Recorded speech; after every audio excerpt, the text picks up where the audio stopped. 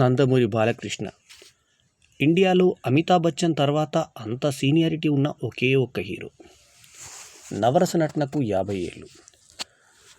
ఇక అమితాబ్ బచ్చన్ అయినా క్యారెక్టర్ ఆర్టిస్ట్గా ఇప్పుడు చేస్తున్నాడు, కానీ హీరోగానే 50 ఏళ్ళు నడిపించినటువంటి ఘనత బాలకృష్ణకే సొంతం అంటే అతిశయోక్తి కాదు.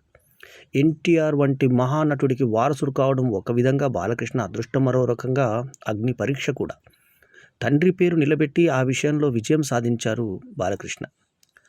50 ఏళ్ల క్రితం సరిగ్గా ఇదే రోజున, అంటే ఆగస్టు 30, 1974న తాతమ్మ కల సినిమా విడుదలైంది. ఆ చిత్రంతో చిత్ర పరిశ్రమలోకి అడుగుపెట్టి సాధారణంగా 30 ఏళ్ళు 40 ఏళ్ల కాలము కథానాయకుడు నటించి ఆ తర్వాత క్యారెక్టర్ పాత్రలకు షిఫ్ట్ అయిన నటులు ఎందరో ఉన్నారు. కానీ బాలకృష్ణ విషయం చాలా ప్రత్యేకం. తొలి సినిమా తాతమ్మ కళ నుంచి ఇప్పటి వరకు ఒక్క ఏడాది కూడా గ్యాప్ తీసుకోకుండా హీరోగానే నటిస్తూ 50 ఏళ్ల నట జీవితాన్ని పూర్తి చేసుకొని చరిత్ర సృష్టించాడు బాలకృష్ణ.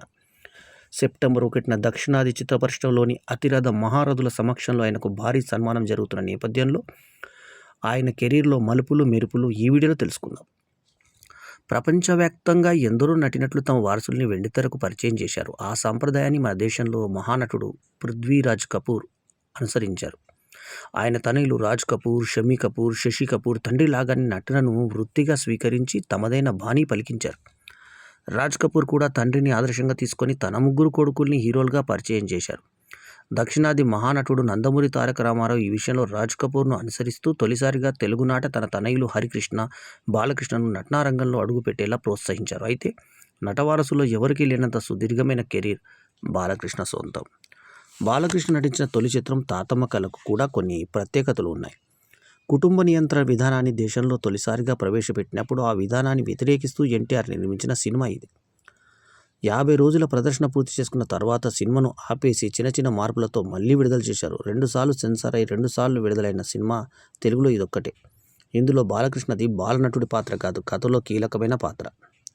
ఎన్టీఆర్ అనితర సాధ్యమైన అభినయించినటువంటి శ్రీరామ, శ్రీకృష్ణ పాత్రలను బాలకృష్ణ సైతం పోషించి అభిమానుల్ని అలరించారు. అంతేకాదు ఎన్టీఆర్ పోషించని అభిమన్యుడు, నారదుడు, ఆంజనేయ పాత్రలను బాలకృష్ణ పోషించి అభినందనలు కూడా అందుకున్నారు. పెద్ద ఆయన పాతాళ భైరవి వంటి జానపద చిత్రాలు నటిస్తే బాలయ్య భైరవదీపం సినిమాతో అభిమానులను ఆకట్టుకున్నారు. ఒకే చిత్రంలో అటు భగవంతుడు ఇటు భక్తునిగా నటించిన ఘనత తెలుగు నాట ఎన్టీఆర్ బాలకృష్ణలదే. 1964లో వచ్చిన శ్రీ సత్యనారాయణ మహత్యంలో ఎన్టీఆర్ శ్రీ మహావిష్ణువు సత్యవ్రతుడుగా నటించారు. అలాగే పాండురంగడ్లో బాలయ్య శ్రీకృష్ణ పుండరీక పాత్రలతో మెప్పించారు. బాలకృష్ణ ఎప్పుడూ ట్రెండ్ను ఫాలో కాలేదు. ఆయన నటిస్తేనే అది ట్రెండ్ అయింది. ఆ ట్రెండ్ను మిగతా హీరోలందరూ ఫాలో అయ్యడం గమనార్హం. డిస్కో డ్యాన్సులు, మిషన్ గన్స్తో యాక్షన్ సినిమాలు వస్తున్న రోజుల్లో బాలకృష్ణ పంచెకట్టుతో కర్రెసాముతో బాక్సాఫీసు వద్ద కనకవర్షం కురిపించారు. కాసుల వర్షమే కురిపించారు. ఆ తర్వాత చాలా కాలం తెలుగు గ్రామీణ ప్రాంతాల్లో సినిమాలు వచ్చాయి. అలాగే తెలుగులో ఫ్యాక్షన్ సినిమాల నిర్మాణం బాగా పెరగడానికి బాలకృష్ణ నటించిన సమరసింహారెడ్డి, నరసింహనాయుడు చిత్రాలు సంచలన విజయం సాధించడమే కారణం. ఎన్టీఆర్ తన 52వ ఏట బాపు దర్శకత్వంలో రూపొందించిన రామాంజనేయ యుద్ధం చిత్రంలో శ్రీరామునిగా నటించారు. అలాగే బాలకృష్ణ కూడా తన 50వ ఏటనే అదే బాపు దర్శకత్వంలో శ్రీరామరాజ్యం చిత్రంలో శ్రీరామునిగా నటించడం ప్రత్యేకమైన విశేషం. తండ్రి పేరుతో తీసిన బయోపిక్లో తనయుడు హీరోగా నటించిన సందర్భాలు గతంలో లేవు. అరుదైన ఆ ఘనత బాలయ్యకే దక్కింది. ఎన్టీఆర్ బయోపిక్ కథానాయకుడు, మహానాయకుడు చిత్రాల్లో బాలయ్య ఎన్టీఆర్గా కనిపించడంతో అభిమానులు మురిసిపోయారు. రాజకీయ నాయకునిగా కూడా తండ్రి వారసత్వాన్ని కాపాడుకున్నారు బాలకృష్ణ. 3 సార్లు హిందూపురం శాసనసభ్యుడిగా ఎన్నికై హ్యాట్రిక్ సాధించిన బాలకృష్ణ ప్రజాసేవలోనూ తన ముద్రను చాటారు. ఇక చాలా ఘనంగా నోటిలో జరగబోతున్నటువంటి సెప్టెంబర్ 1వ తేదీ కార్యక్రమానికి అభినందనలు తెలియజేసుకుంటూ, నన్ను ఒకరోజు ఆయన ఒక ఇన్కమ్ ట్యాక్స్ మీటింగ్ జరిగినప్పుడు సినిమా పరిశ్రమ వాళ్ళ అధికారులందరూ వచ్చినప్పుడు, సినిమా పరిశ్రమ ప్రతినిధులందరూ వచ్చినప్పుడు డాక్టర్ పరుచూరి గోపాలకృష్ణ గారి ఆహ్వానం మేరకు నేను వెళ్ళినప్పుడు నన్ను చూసి ఆలింగనం చేసుకున్న బాలయ్యను ఎప్పుడూ మరవలేను. బల్లెం వేణుమాధవ్ను ఆలింగనం చేసుకున్న ఆ బాలకృష్ణను జీవితంలో మర్చిపోలేను. ఈ వీడియోలో ఆయనకి మనస్ఫూర్తిగా కృతజ్ఞతలు. ఆయనకి అంతకుముందు నేను పరిచయం లేకపోయినా నన్ను దగ్గర తీసుకొని ఆయన కౌగిలించుకున్న తీరుని ఎప్పటికీ మరవలేను. జై బాలయ్య.